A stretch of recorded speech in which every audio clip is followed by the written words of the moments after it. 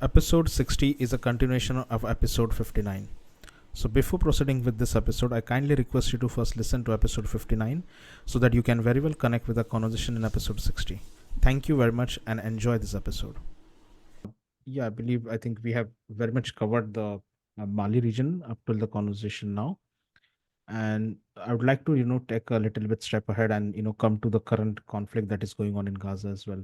So has the violent extremist organization, or as we say, VEOs, in the Sahel region used the narrative of Gaza to increase recruitment in general? So since the war in Gaza, VEOs have been sort of using the narrative of Gaza to increase their presence and increase recruitment and motivate jihadis and militants. And this is something that we also have seen in VEOs in Africa. So, for example, if you look at the communications of Shabab, they've been using the narrative of Gaza quite frequently. In the Sahel regions, different dynamics play out. Therefore, the narrative of Gaza has not been seen, or I haven't seen Gaza being used in the group's communications.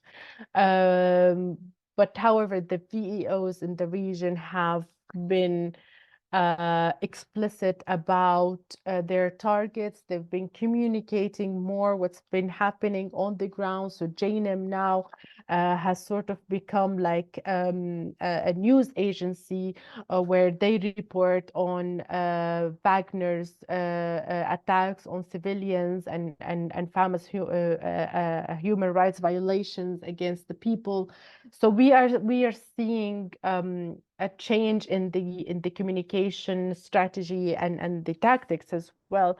But the Gaza narrative has not been embedded yet in that conversation or in that strategy.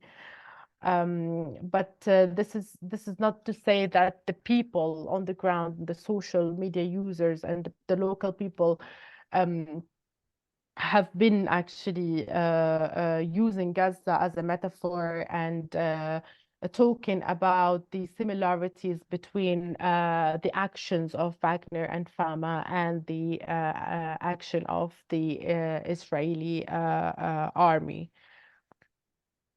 Yes. I mean, I have also seen that, the narrative strategy in general is very important when we are looking at the world affairs. And Mm, I think that has been one of the key points in both Russia-Ukraine war as well and in the Gaza as well. That mhm, things have been somewhere biased. I mean, somewhere someone has blocked. Like for example, uh, some of the regions in Europe as well and in India over here in the Asian region in general, the Russian channels are blocked. So you are consuming only one side of the narrative from the West. In some regions, mm, the West narrative is banned, and you're just consuming the Russian narrative. So I think that yeah, a yeah. balance of act is very important, because otherwise, there is always a biased opinion that will keep on coming out. There won't be any kind of neutral ground for the narratives, and I think Mm, it eventually affects the decision making because people are the one who influence the government policies and the decision making at the end of the day.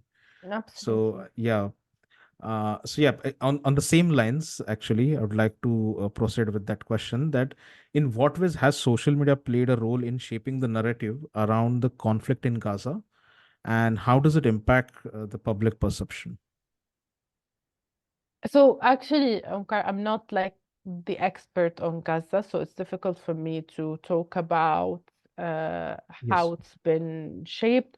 But what I can tell you is that the people in the Sahel region, in Niger, Mali, Burkina Faso, Yeah. from specific ethnicities, have been actually using Gaza as a metaphor to talk about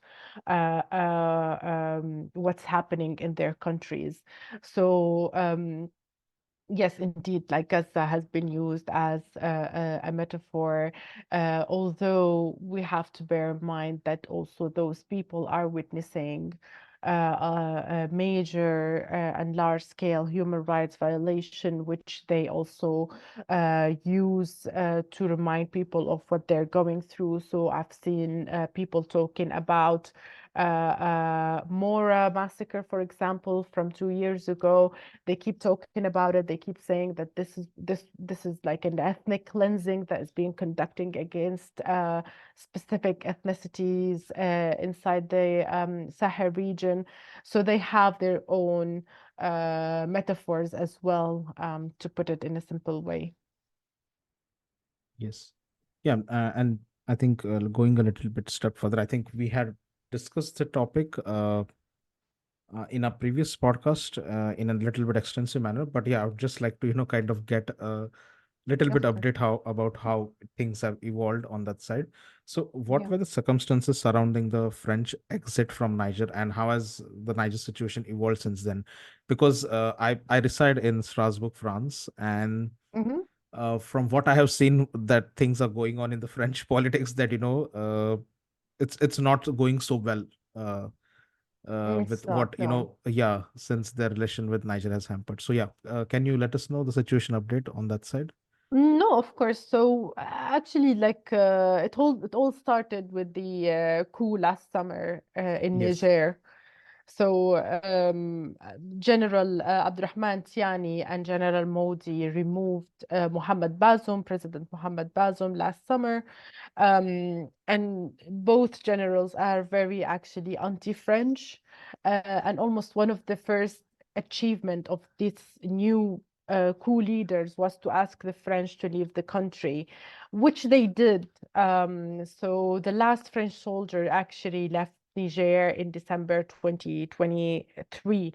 But France has been like losing its foothold in Africa for quite some time, and it all started with the coups in the region, specifically with the coup in Mali in 2020. As you said, we've discussed this extensively in the last podcast, but I think that France could not, were not able to adapt its strategy to the ever-changing dynamics in the region, and therefore they are now in a position where they don't have a foothold in Africa, and they had to withdraw forces after spending so much money on conducting counterterrorism operations.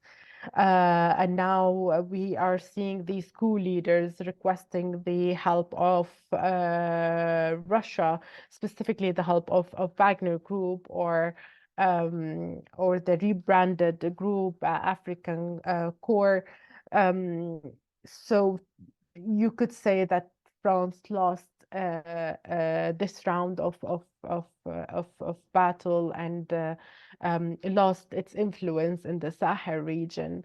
How the Niger situation changed since then, I can tell you that there's been a spike. I mean, it's difficult to say without really looking at data, but I think there's been a spike of activity, specifically from JNM and ISGS in the region.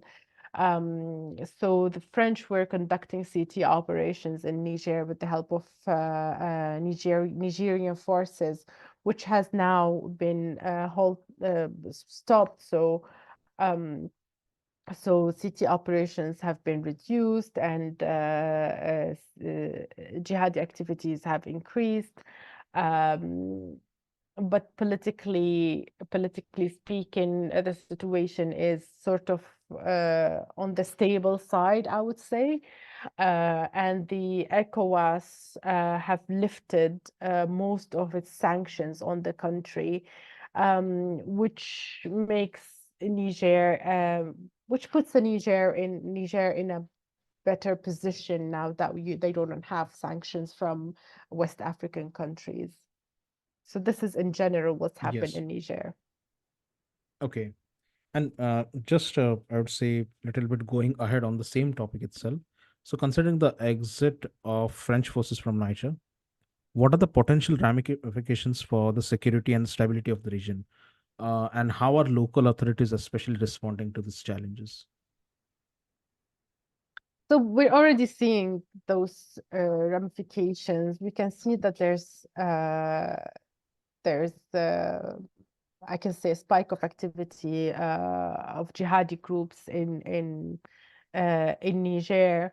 How the local authorities are responding, I think they are responding with the same way they used to respond to these threats when the French forces were there. So they are continuing with their CT operations, with conducting airstrikes, with involving the military in securing key routes and providing some level of security to remote areas. Obviously, it's very difficult to conduct this effectively without the support from foreign forces, without the money coming from outside. And for almost 6 months, Niger was operating in isolation because of the sanctions. The key development that happened and is helping the Sahel region in general and Niger in specific is the creation of the alliance of the Sahel states. So the alliance that was created by Burkina Faso, Mali, and Niger that I talked about at the beginning of this podcast. So that alliance is helping, will help these countries conduct joint CT operations to secure border areas, specifically the tri-border area, but also will help any country facing a rebellion. So in the case where there's, let's say there is a rebellion in Niger, in cases like that, Burkina Faso and Mali have the right to um, deploy forces and help Niger against that rebellion. So that regional dynamic that was created is actually changing the face of the region. Okay, that's that's a quite a lot of developments, I would say, on this side. Sorry. Yeah, yeah, yeah. No, I think we can No, feel definitely. I free, was like, thinking, feel free to remove yes. some of the stuff. Yeah.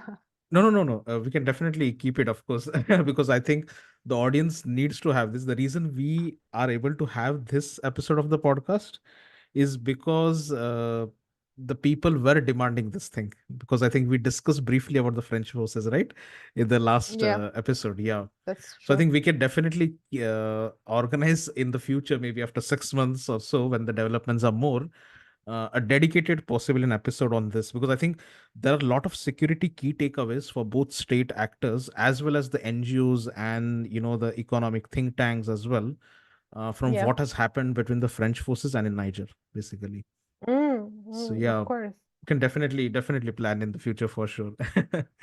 So yeah, Would love to, yeah. coming back to the point. So, how has the international community responded to the war crimes and conflicts in West Africa, and what efforts are being made to address these issues from your perspective? It's also difficult to talk about the reaction from international community because international communities could mean so many things, but we can, I mean, to answer in simple words, I haven't seen any major reaction to these war crimes. Um, there hasn't been so much focus from governments or Western governments on the conflict in the Sahel. Um, but also the response to the humanitarian crisis was not up to the expectations.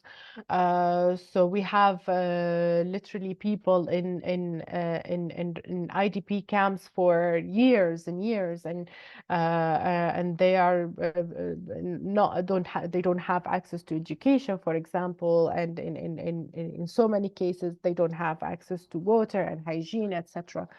So I could say that the reaction was not up to the expectations, but you can also say Yes. that when it comes to every conflict in the world, because no matter how much you do, there's always more to do. Mm. Um, but yeah, this is what I think. Yes. Yeah. I think, yeah, international community in general, as I said, narrative strategy is, I think, very important. And I think, I mean, I would also like to tell to our audience, this is one of the things that we have been advocating, basically, both in the European region and in India as well, that Mm, journalism as a subject needs to be seriously be taken, especially by the younger audience. of course, Because I mean, mobile handsets, internet is right in the hands of the kids, absolutely. who are even below 50, at the age of 15, below 15 maybe. And I think Mm, if you don't know to differentiate between the disinformation, the reality, the biased narratives, and uh, propaganda, I think it becomes very complex. I mean, it becomes very easy for such an individual to get manipulated at the end of the day. So I absolutely. believe it's very important. I think we introduce journalism as at least a minor Mm, subject, maybe since the high school, before actually the graduation days and all, because it has become the need of the hour to include that subject. I mean, it also sets a kind of, I would say, an ambience to how the future generations will evolve, because a lot of people I see these days, especially I would say, I reside in Strasbourg, and there is a bunch of audience which has mm, been uh, going with the Ukraine narrative. There is no issue going with that, but half of them don't even know basically what is happening in the region. It's just because the whole crowd is going, people are going there. So I yeah, think it is absolutely. very important that, yeah, I mean, it creates a, kind of a fluctuation. I mean, this is exactly the reason why people need to have their own opinion, but in a much more, constructive manner, basically, not just Mm, because the whole crowd is going over there. So yeah, yeah. absolutely. Yeah, coming back to the topic, actually, I think we are Mhm. coming at the end of the podcast now. So, in what ways are neighboring countries affected by the conflicts in the Sahel region, and what measures are being taken to address cross-border issues? Um, Obviously there's an overspill to neighboring countries. So JNIM is expanding its operation and conducting attacks in Togo and Benin, for example.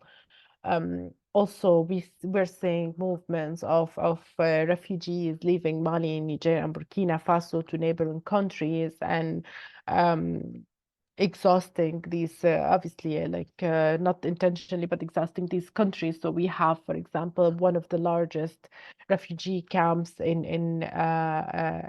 located in Mauritania. So yeah, I think these are the two major dynamics that are resulting from the conflict in the Sahel region. In terms of how they are addressing cross-border issues. Also, like the response of neighboring countries is still is insufficient so far, and JNIM is still able to conduct incursions into these countries, into neighboring countries. But also, I haven't seen like major response from hosting countries to these refugees. But we have to bear in mind that these countries, West African countries, are exhausted with so many national dynamics exhausting, the economies of these countries. But yeah, that's in general how neighboring countries are being affected by the conflict in the Sahel region. Yeah, I think, yeah, I mean, we have pretty much covered most of the Sahel region in this Hmm. episode. And yeah, I think in the next episodes, possibly we'll take a little more deeper dive into the, I think, the dynamic and the cultural point of view as well, of how, from the humanitarian perspective, because I think we have discussed more from the security perspective in these episodes at the moment. So yeah, I think we are reaching at It's the yeah. end of the podcast now. Hmm. So yeah, Aman, firstly, like, thank you very much again for coming on the podcast. And this last question basically is for the researchers, students, and experts, because apart from the industry people and the government organizations, there's a whole bunch of researchers and students who follow this podcast. And Mhm. most of them are actually either a defense or security researchers, and sometimes they really want to change their way of topic persuasion which they are pursuing. For example, someone is focused on Latin American region, they would like to pursue Yeah. possibly the African region for the case studies. So those are the kind of people also who listen to this podcast. So this last question is especially for them and not related to our episode. So you, as an expert in this field, what message would you like to give to researchers, students, and experts who are working in the security domain, especially? And what is the general career advice you would like to give to them? Um, that's a very difficult question. I don't know if I'm in a place to like give advice, but obviously Yeah. yeah, Yes, I yes. mean, obviously, like the general advice for anyone who wants to cover or work on the Sahel region is to Yeah. build a good network of local sources, but also uh, be aware of what's of disinformation campaigns, of fake news, of misinformation. There's a lot of fake news out there about the Sahel and inaccurate information. So verify your information very well, and also um, monitor conversation from everyone on social media, whether it was users from users supporting the coup leaders or military leaders, or users supporting um, other actors. So um, be interested in what everyone is talking about and what everyone is saying, and untangle all the the complex information. But yeah, that's it, I guess. Yes. Thank you very much, Aman. It was great to have you again on the podcast. And we really Anytime. hope to record a few more episodes again, because I'm pretty sure a lot of people are going to ask me Of questions, course. especially about the French and Niger thing. And I think as the Mhm. situation develops, we can definitely down the line in the next few months, we'll have one more episode as well with you. Yeah. Would be So, yeah, thank lovely, you very of much course. again. Yes. Anytime.